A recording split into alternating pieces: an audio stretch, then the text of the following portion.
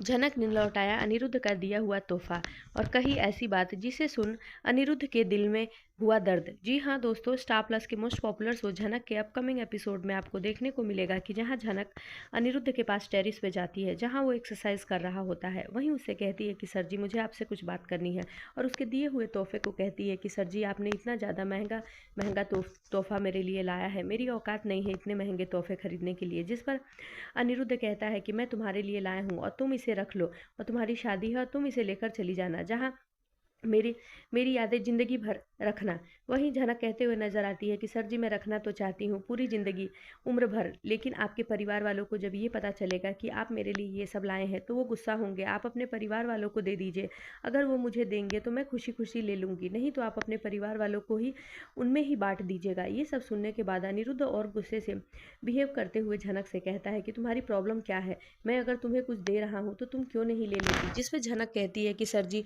मैं परसों यहाँ से चली जाऊँगी, लेकिन तब भी आप मेरे से इतनी रूडली बात कर रहे हैं।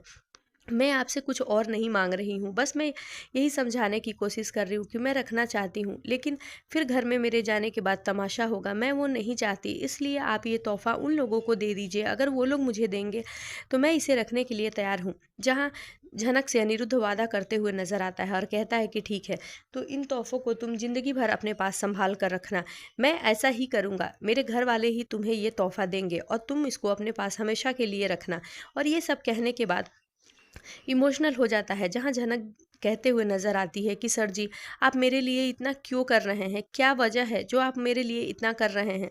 ये सब सुनने के बाद अनिरुद्ध कोई जवाब नहीं देता और फिर उल्टे झनक से सवाल पूछ बैठता है कि तो तुम बताओ, तुम क्यों मेरे तोहफ़े ज़िंदगी भर अपने पास रखना चाहती हो? जी हाँ दोस्तों, आगे के एपिसोड में देखने को मिले कि जहाँ झनक शादी के मंडप से चली जाएगी और तब उसे एहसास होगा कि वो अनिरुद्ध से प्यार करती है, और अनिरुद्ध को भी छोटौन ज़बरदस्ती करके हर वक्त झनक के बारे में बोल बोल के उसको एहसास करा देगा कि वो अर्शी से नहीं झनक से प्यार करता है। अब देखना दिलचस्प होगा कि कहानी में क्या नया मोड़ आता है।